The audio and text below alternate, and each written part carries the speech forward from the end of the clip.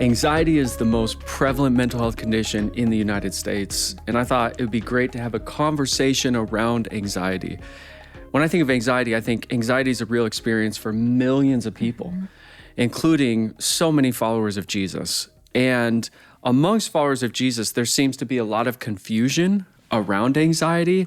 I think this is due to a number of factors. One, negative stereotypes that still exist, but also an oversimplified biblical understanding of anxiety. So let's talk about this topic.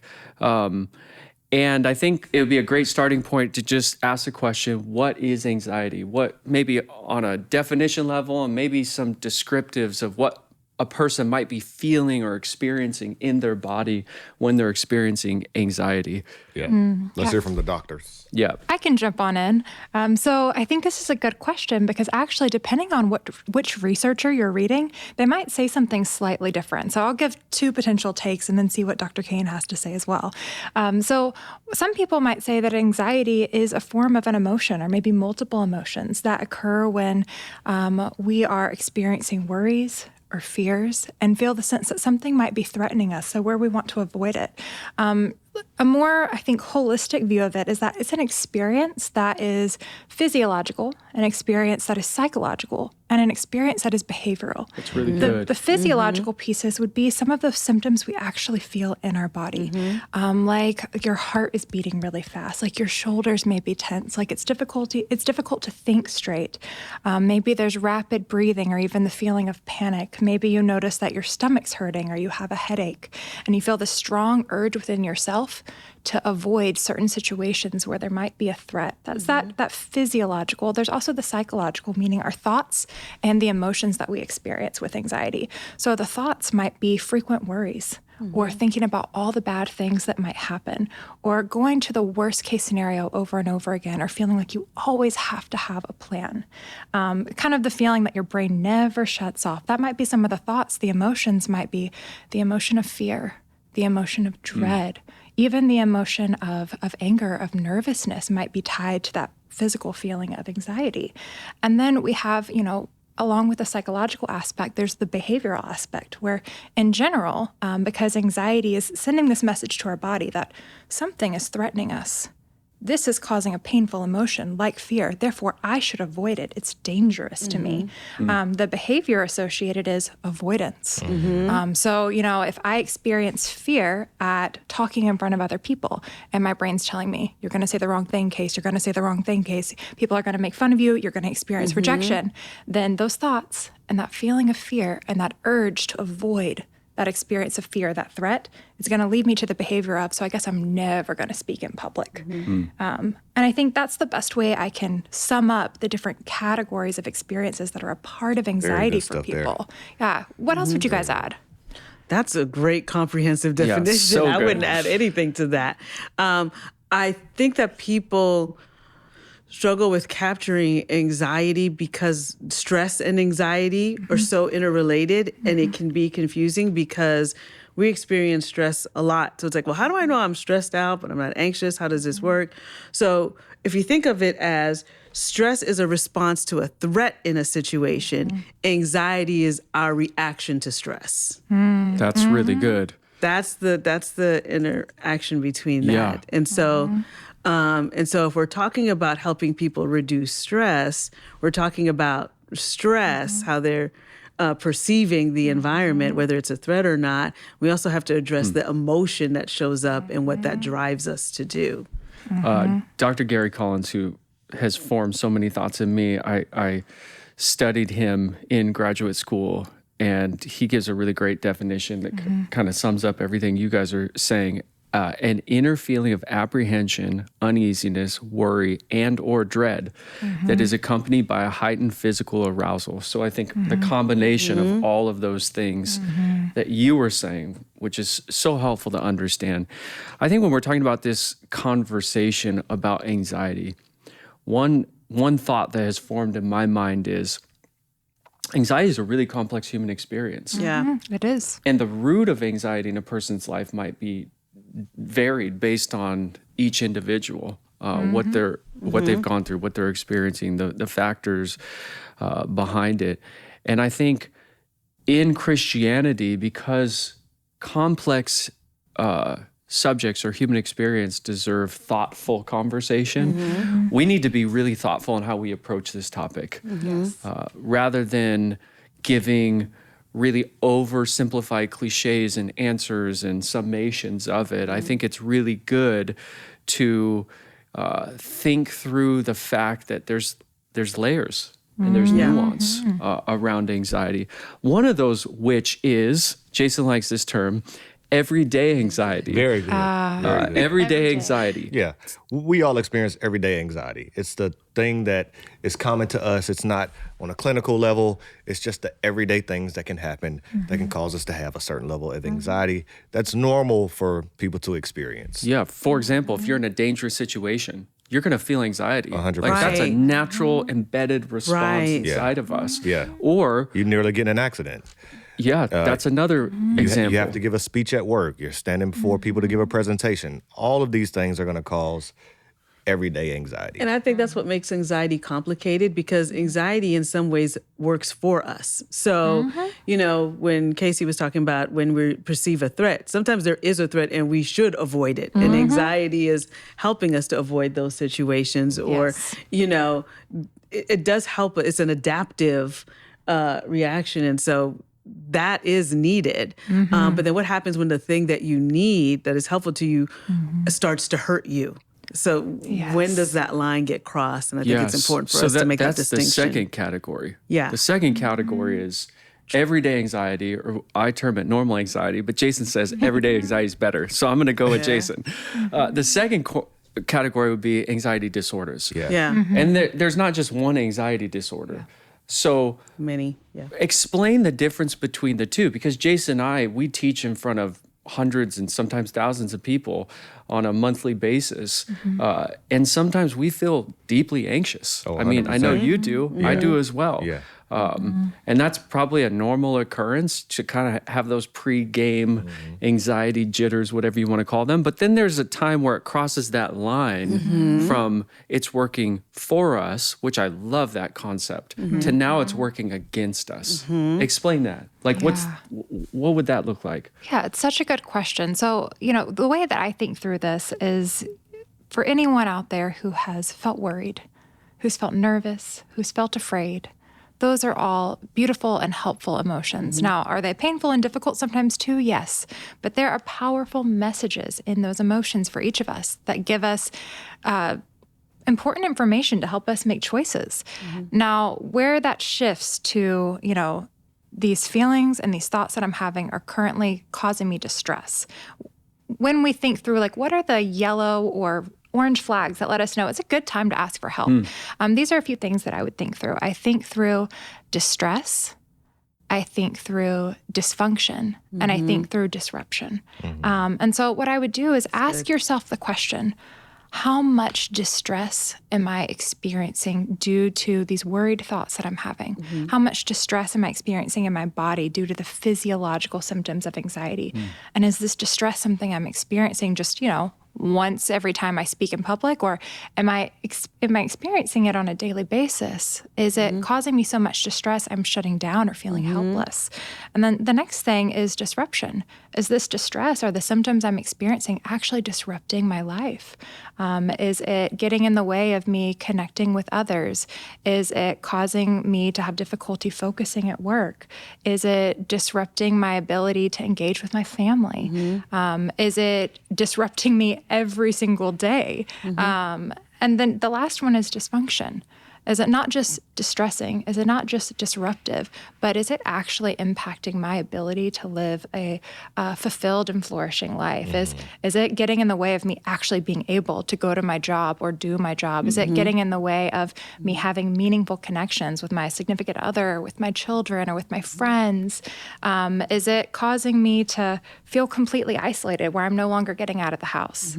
So those are the questions I would ask. And if, the answer to one or all of them is yes, it's a great time to reach out and see if you can find a therapist for support. Casey, that is really good. Phenomenal. Does duration matter as well? Like how long you're experiencing those feelings? Yes. I put duration underneath either the distress or also under disruption. Like, Okay. how long is it happening? But I think duration is huge because one really, really bad day is different than I've been having really, really bad days for 6 months. Right. Those are really good evaluation tools, concepts that somebody listening can say, oh, Yeah. like this is actually, all of these factors line up to where I know that I have an anxiety condition and I need to get help to process through, identify what's going on, and get healing as well, find healing. And with Casey's point, which was excellent, disruption, we go back to what we were talking about in our first episode with the biological, psychological, social, and spiritual systems. Anxiety interferes and disrupts all of those systems. And so when we think about it biologically, when we're experiencing troubling, when we go from everyday to troubling anxiety, what we start producing, our body produces a stress hormone called cortisol. And cortisol is good for fight or flight, once again, because that's the thing that pumps us up. We're breathing hard, like we're getting ready to run and get away. However, too much cortisol over a period of time, it just destroys your system. It becomes toxic, and it contributes to heart disease, sleep disturbances. It affects our weight. It affects our moods. Our digestive system is impacted. So it disrupts our biological system in that way. It disrupts our social system because we start to isolate. And, we want to be on our own and we don't want to be around people. We start avoiding, like she's saying, the avoidant behavior. It disrupts our spiritual systems because if we're avoiding each other, we may be avoiding God. We may be avoiding going inside of ourselves, and that's psychological, going inside of ourselves because we don't want to we're too scared to really find out what's underneath all of this. So it really permeates all of the systems and backs it all up. Yeah, those are really great definitions, descriptions of anxiety, and differentiating between everyday anxiety and maybe an anxiety condition where you need to find professional help. And professional help is so good, so valuable. We are all huge fans, and we encourage you, if you do need help based on Casey's, evaluation description, we encourage you to seek it. Yeah. I want to ask a question to Casey on that subject. So a lot of those things that you talked about are kind of self-diagnosing. I think one of the things you mentioned, Wes, your wife was paying attention to you and saying, hey, this is normal for you. Yeah. But what about for parents? I know you work with adolescents. How does a parent look out for their child in this way? Such a good question. So for kids, it can look a little bit different than it does in adults. So in adults, you might see irritability, but you also might not. You might just see them look a little bit more nervous and start avoiding things that they're feeling anxious about. With kids, you're probably still going to see some of the avoidance. For example, you might notice that all of a sudden your kid's not wanting to go to school. Or maybe they're not wanting to hang out with their friends as much, or maybe they're not wanting to go to their sports practice. And it makes no sense to you because I typically love these things. So look for those avoidance symptoms. Also, if you're noticing physiological symptoms, if they're starting to complain of headaches, of stomach aches, those physical symptoms are really common with kids. And of course, consult with your general practitioner first to rule out any potential physiological causes. But also note if you're seeing a big increase in those physical symptoms. And then kids may talk to you about worries. Some kids do, others do not. So if they talk about the worries, notice that. If they talk consistently about many worries, or starting to have more frequent nightmares and they haven't had those before. And then I think the key piece that's different with kids is oftentimes you are going to see more anger and irritability in kids. And truthfully, yes, there's anger there, but the anger is the shield for their fear and for their anxiety. So if you're noticing just really increased irritability and a lot of anger when perhaps you're trying to encourage them to do something that they're avoiding, it's possible that anxiety is actually underneath that anger. And they're using that anger as a shield because you're asking them to do something that their body is telling us, that's threatening, that's threatening, that's threatening. And that's why they're so upset. Yeah. That's Does that very answer good. your question, Yeah, Jason? 100%. Yeah. I think it's going to be helpful for a lot of families to be able to identify in their kids, because you know how common this is today. I was thinking, whenever we talk about a subject like this that so many people are processing through, I really have a belief and a value that when we open up our stories, people open up their stories. Sure. That vulnerability leads to an openness. It Yes. cracks open the door. It's beautiful. So have any of us experienced or struggled with anxiety? I can say I certainly have. It's for me, anxiety shows up like a time clock for me. I get this pace that's a hurried pace. And all of a sudden, I'm telling myself that I need to hurry up. I don't know why. I need to hurry up and make a decision. And the thing with anxiety is sometimes it can be sneaky in that you're snapping at people. It's like, why? And I see that in my parenting, and I want to speak to the parents about this. And I noticed this when my kids were little, is all of a sudden they started snapping at each other. And I stopped them one day and I said, why are you guys like being so impatient with one another? Is it because you see mommy do that? It's like I felt this conviction and they just kind of like looked down and they nodded their heads. And it was just like an eye-opening moment for me. And yes, guilt came in and shame came in, but it was also alerted me to adjust that I'm anxious because my anxiety is telling me that I need to prepare these kids. I need to keep things safe. There's another thing I need to be doing in the environment, and it's making me push them faster than they really need to. And I'm being impatient. And so, so along the lines of my stories, I wonder for other people if when you find yourself hurrying up, if you stop for a second and ask, why am I rushing? Yes. What's behind that? And what is anxiety telling me that I'm rushing to do? What happens if I didn't rush? Yes. Yeah. I mean, you kind of alluded to this earlier in my own experience with anxiety around public speaking. And as a pastor, that's problematic. A challenge for sure. Yeah. But I've learned to cope for it. But literally every time before I have to speak, which is most times on Sundays, on Saturday, anxiety is just yelling lies to me. And even gotten to the point at times where I'm like, man, I just wish I got in a car accident today so I didn't have to preach tomorrow. And I think that's when you know you have an issue, is when you wish disaster on yourself to avoid something that you have to do. Yes. But I've learned to cope with it and overcome it. One, through prayer. I think that's a practice that I have. Another, just support from friends. Support from my wife is always good. And then just realizing, like, I got to do it. I don't have a choice but to do it. And thankfully, once I'm on stage, I'm fine. But I deal with, at times, crippling anxiety from and the physical responses to that: throwing up, can't sleep, tossing and turning all night. But it's something that I've learned to cope with and deal with. Yeah. Thanks, Jason, for sharing that honesty. Yeah. How about you? I know you have experience. Yeah, as well. I think when I think about mental health, my greatest challenge in my entire adult life has been anxiety. I think we just have these kind of natural human bents towards unique challenges. And I think for me, it's always been a challenge. I remember being in graduate school. I'm a type A, little bit of a perfectionist, high achiever, and I wanted to do really well academically. And I think the bar that I set for myself created a lot of pressure, which created a lot of anxiety. And I remember being in graduate school, feeling like I couldn't breathe. My heart was always racing. I thought I was having a heart attack on multiple occasions.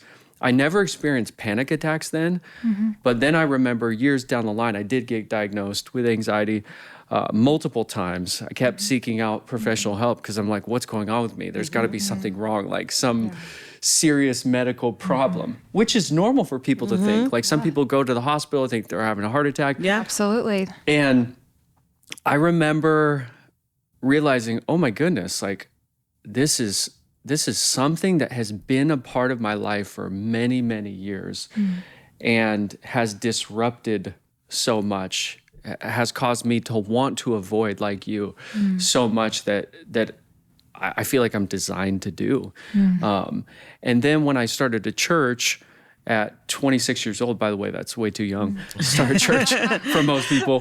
Started a church at 26 years old and it grew like so fast. I would say for 3 years, I was living under total paralyzation, debilitating anxiety, where it got to the point where I was having panic attacks weekly, just randomly. I'd be driving in my car and I would have a panic attack. Every Saturday night, I didn't want to teach because I knew when I got up on Sunday morning, my anxiety was so bad. And I think I was also just living on empty that I felt like I was going to black out every Sunday while I was preaching. And I after that, those years, I got help and I re-engineered how I was living, but I also began to understand the roots of my anxiety, which were almost always stress related. Pressure that I was putting on myself, pressure that I was feeling from others, not knowing how to adapt and navigate all those pressures. But even today, just in all honesty, we were on a retreat with our pastors this week, and I had a little anxiety attack in one of the meetings. And I can hide them well, but like for me, they're debilitating. Like in that moment, I'm just like stuck. I don't want to talk. I can't emotionally process it. It feels so intense in that moment. And I think it's just something that I'm going to have to navigate for my life, and be attuned to, and also think of like really great, which we're going to talk about, practices and help, kind of like what you talked about. But I think it gives hope to me that you can love Jesus and struggle. Let's Absolutely. I do want to bookmark for us to talk about the distinction between anxiety and panic, because we didn't bring up panic, and I think that's going to be important to talk about. Good. You were going to say something. So I was going to say, from a biblical perspective, Wes, what does the Bible say about anxiety? What are the lessons that we see within the context of Scripture? Yeah. So what's interesting is kind of the distinction between normal or everyday anxiety and anxiety disorders or challenges.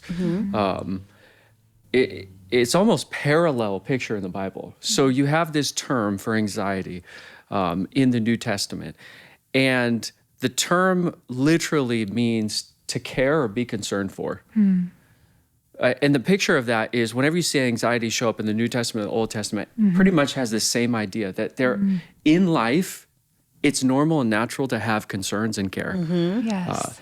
In a healthy way. Like if you guys love your kids, you want them to flourish. So you're naturally going to be concerned and care for their relational well-being, their social friends, and how that's contributing to their flourishing. You care that they find and identify their gifting, their talents, like how God wired them to flourish vocationally and with purpose in the world. You're going to carry all of that. And sometimes that's going to teeter on like, I care for you, so I want to invest in it, and I'm concerned for you, so I'm carrying this burden. So you see a lot of that in Scripture. So that would be normal to feel that. It's just if you love something, you're going to have a care and concern for it. Right. Of course. And then sometimes when you see this term, it crosses the boundary from just a normal human care and concern to an unhealthy obsessive care and concern. And I think that's what you see in Scripture. You see three different categories mainly. One, the Bible teaches that there are normal concerns and anxieties. Many people that read Philippians 4, 6, and 7, which is kind of the primary verse that's used in churches. It's quoted a lot. Do not be anxious about anything. Right. Don't recognize that 2 chapters before that, in Philippians chapter 2, verse 28, Paul says, I'm sending one of my coworkers to you guys so that I may be less anxious. So he's identifying in this, that's why context is important. He's identifying that he's dealing with anxiety. Like he has mermanao, which is the term, inside of him. These concerns, these anxieties, these cares for the churches that he's burdened about. So he needs to send somebody to help them navigate whatever they're going through. So I think that it's really important to understand, even in the biblical world, people felt anxiety that was completely normal. Secondly, the Bible also teaches that there are unhealthy anxieties or concerns. That's Philippians 4, 6, and 7. Philippians 4, 6, and 7 isn't the whole pie. It's not every instant. There's nuance in the Bible, just like there's nuance in life. when he says, do not be anxious about anything, but in everything, by prayer and supplication, with thanksgiving, make your requests be known to God, and the peace of God, which transcends all understanding, will guard your heart and mind in Christ Jesus. He's talking about anxiety that has crossed the line, where the people in Philippi are fearful about certain conditions in their city and culture that are going to be affecting them spiritually as followers of Jesus, that they're becoming obsessive in what if scenarios, catastrophizing. They're thinking of worst case scenarios. They're living into a reality mentally and emotionally that isn't the reality. So he's like, God loves you. It's not a rebuke. It's not a condemnation. It's God really cares about everything that you're experiencing and everything that you're feeling.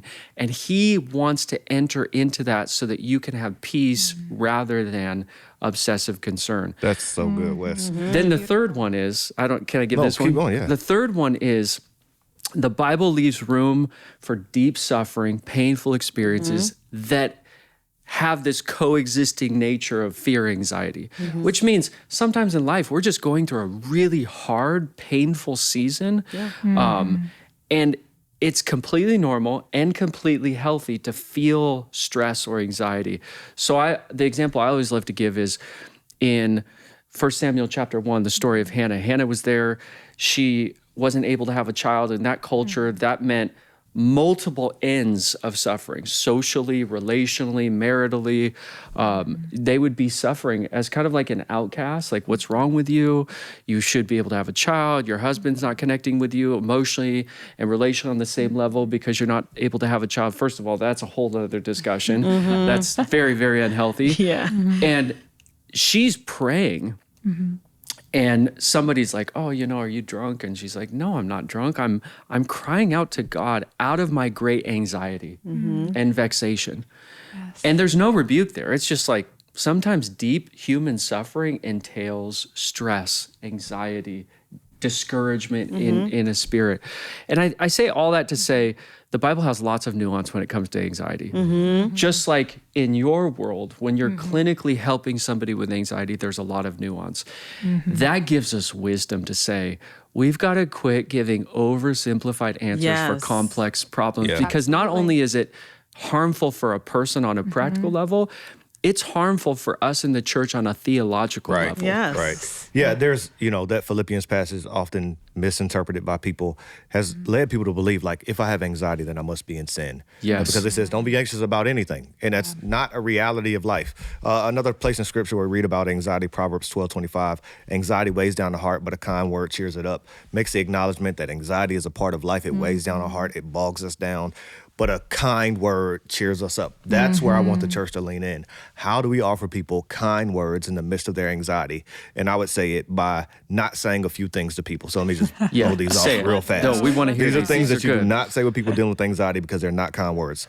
Number one, just relax. Never been helpful in the history of anybody who's been dealing with anxiety. Yes. To tell them just relax. Second one is, you have nothing to be anxious about. That's a lie. They're anxious about it already. Stop worrying so much. Also not helpful. It's all in your head, and I know exactly how you feel. While these things you want to help a person, they are not helpful. Do not say them.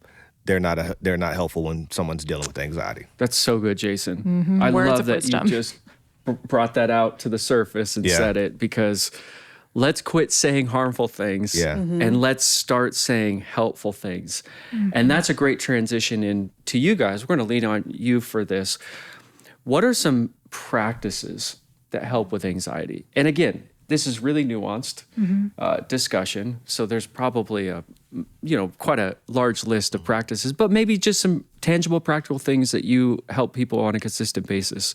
You can think of it going back to how anxiety impacts all the different systems inside of us. And so how would you address each system? So if we start with biological and the physiological responses that both of you described having, I've had, your heart rate is going up, all those things. Deep breathing techniques are really great way to start getting your breathing back into a pace that alerts your brain to know that, okay, the breathing is back to normal, then I don't need to be sounding the alarms anymore. And it's also something that someone can do very quickly and in any place. So when I'm talking about deep breathing, I'm talking in through your nostrils, hold it for about 4 seconds or until capacity, blow out, and then blow out like you're blowing a candle, and repeating that until you feel that your breathing is back to a more calm cadence. Exercising is really good because it produces hormones that help counter the stress hormone I was talking about, cortisol. Love those hormones. Love those hormones, those endorphins, all of that produces, and it gives you that natural high feeling. You feel really good. So when I talk about exercising, I'm not saying that you have to be in the gym for an hour. I'm saying that you push yourself to where you're like, okay, I'm really exhausting myself a little bit. I'm having to catch my breath. And that could be with a brisk walk. Along those lines, cold actually helps now when we think about it in this weather. So getting out into a cold weather, even now, and you're like, oh gosh, put on a jacket and take a walk and hit with that cold air is very helpful. A brisk walk there helps. Changing your diet. And when I'm talking about changing your diet, there's actually some food that we're taking in that are accelerating they just add a lot more toxins in our systems, and our bodies respond in a certain way. So reducing caffeine and reducing artificial sweeteners and things like that are going to help as well. So that's in the biological system. And I don't know if you want to add to Really any of helpful. the others. Yeah, I can jump on that as well. I couldn't agree more with the biological system. And kind of going off of the metaphor that Stephanie used, thinking about all the systems is going to be helpful because for each of us, anxiety might be rooted in something different. And so I would take a moment to notice, what are some activities that you deeply value that perhaps anxiety is giving you the urge to isolate from. And as you're practicing those calming biological techniques that help your body to meet a tense moment or a tense choice with a calm body, re-engaging in those activities that you might find yourself having the urge to not do. So if you're someone who loves going on walks or loves yoga, go back to the yoga class. If you're someone who used to have coffee with your best friends once a week, try to get back and have coffee with them, even if you have a shorter first meeting with them. If you're someone who used to participate in a volunteer club or engage in an art activity, take baby steps towards re-engaging those things that bring you joy, but also that you notice yourself avoiding, because when you meet those challenges or enjoyable activities with a calm body, what you're doing is you're teaching your brain and body that this thing it perceived as a threat is actually not a threat. And when you experience it again with a calm body, your brain and body is learning over and over again, this is something I'm enjoy. It might be hard and I'm okay. It's not threatening to me. Sometimes we have to go against the grain of avoidance. To start feeling less afraid of the things that we're avoiding. Would you say that's a good tool for parents with kids? Because I can say, as a parent, I see my kid anxious about something, and so they're avoiding the thing, and it triggers my anxiety because I don't like to see my child be uncomfortable. And what I'm unintentionally doing is I'm feeding their anxiety because I'm helping them to avoid. Okay, so you don't like to do this. Well, let's find something else you could do so you're not doing that. And where instead, along your lines of going against the grain, what I want to do as a parent is I want to encourage my child to say, I know you're feeling anxious and that's okay. And it's going to be hard to do, but you can do hard things, and encourage them to go against the grain and lean into the things that they are avoiding, as opposed to going what may feel easier or feel more compassionate, which is to help them avoid those things. What a beautiful gift to offer your children. The experience of recognizing and living their own sturdiness, of noticing and experiencing, I am capable of doing hard things. Because it's one thing to think that, but you don't really know it until you've actually lived it. And yes, it's a challenge, but I think that's where it's like, this isn't pure exposure therapy. We're going back to the things that make us a little bit nervous, but doing it with help and support, whether that's those body-based calming skills, whether that's asking a parent or a friend to do it with us, and reaching out to that social support, feeling as though we're not alone, or whether that's, activating the cognitive skills that we haven't even talked about yet, starting to notice, how often does my brain jump to the worries, jump to the catastrophizing? And when I focus on that, when I replay that tape in my head over and over and over again, do I notice I'm starting to feel more and more anxious. So perhaps that tape is not helpful for me, and I need to change the channel of my brain in a way, whether that be with self-compassion, whether that be with a calming mantra, whether that be with an actual distraction or kind of a challenging of my own thoughts. But I think it's all three things. It's social. It is. It's re-engaging in activities we love. It's the biological. It's also our cognitive. It's our thoughts, the way that we talk to ourselves. Very good. And then to add one more, the spiritual side, which you Yes. talked about. Like for you, prayer is so helpful and beneficial as you're processing through your anxieties. Yeah, it's this acknowledgement, like the Bible tells us to cast our cares on him because he cares for us. So that's what I do. I bring it to Jesus as best as I can. You know, and that isn't a catch-all, right? Or it's not a cliche thing. It's a genuine thing that I do. And I think we have to understand that there's a spiritual side of this. There's a biological side. There's all these different sides, and let's face it head on. But really just learning the practice of prayer. If you think about Scripture, when God called anybody to do something by faith, of course it was anxiety-inducing. Gideon, Moses, Abraham, Jesus himself, before he goes to die on the cross, is in the Garden of Gethsemane, and we read that he's sweating drops of blood. You think he wasn't anxious right there? So the things that God calls us to do are anxiety-provoking. And I think as a loving parent, you do it with God, and you do it afraid at times. I love that picture. You do it with God. And I love the verse you just quoted. Cast all your anxieties to God, for he cares for you. Like he's a loving father, and he cares about the burdens that you're carrying. And he knows you can't carry them alone. Like we can't carry all the stressors and all the anxieties and all the burdens in life alone. So God helps us to carry some of those burdens. And I think that's a beautiful picture. And he's not saying important burdens, because sometimes we think when you consider what people are enduring, the thing that I'm anxious about is so nothing. Like it's so minuscule. So we shame ourselves and we think, well, God doesn't want to carry this foolish thing that I'm worried about. And just I appreciate the compassion, intentionality, and just so that passage being so broad, and that just cast your cares. Any of them. Period. Any of them. We don't need to compare ourselves. We don't need, No. Which is unhealthy, right? Comparison doesn't help. I was thinking it'd be great to end with, how can people find help with their anxiety? What are some different pathways to finding help? I mean, one being the local church. Hopefully us just having this conversation is helpful for people. I think finding safe places like communities. The church should be the community that is the safest place to talk about our burdens, our stressors, our anxieties, what's going on at the root of that reality that we're experiencing. I think that's really, really important. That social support, human relationships can be advantageous toward healing.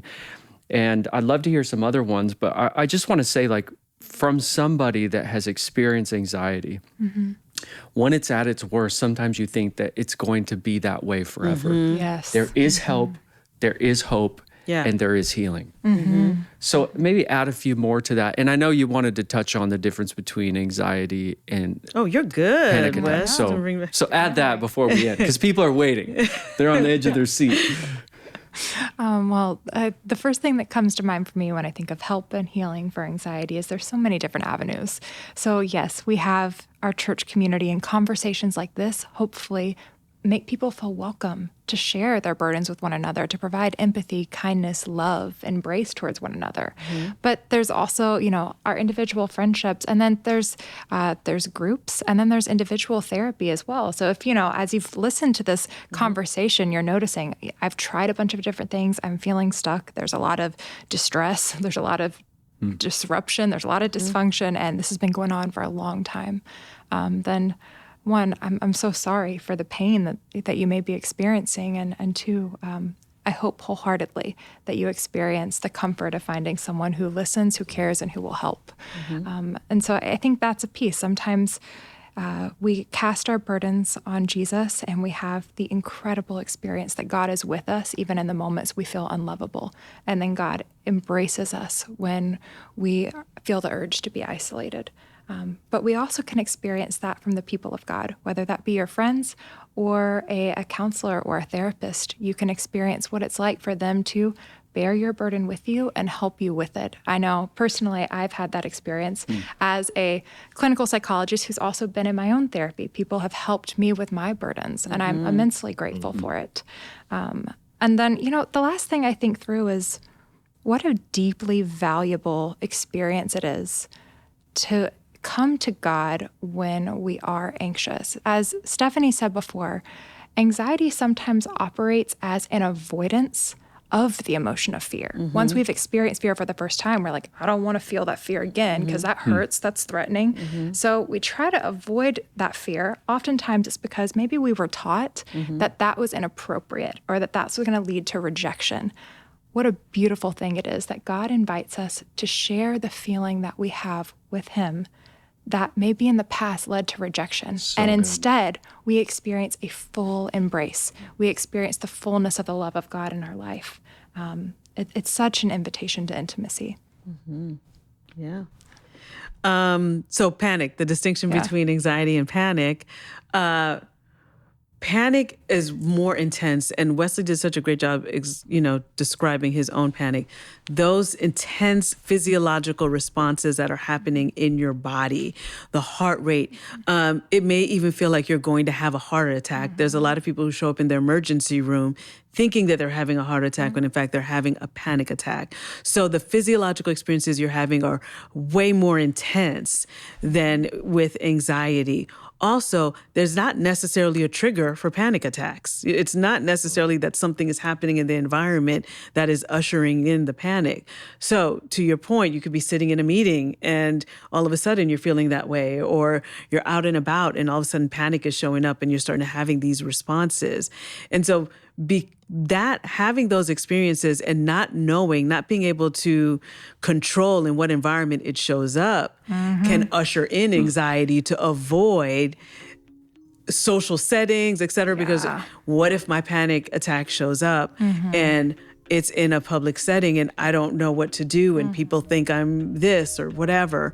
And so this is how anxiety and panic can actually come hand in hand. Yeah. That's really helpful. Yeah. Well, this has been such a helpful conversation. I know a lot of people listening to this are going to find hope just through bringing this to the table, but also just all the nuance and stories that we're told here. And we're believing for better days ahead for many, many people. Thank you, guys. Thank you. Thank you. Thank you.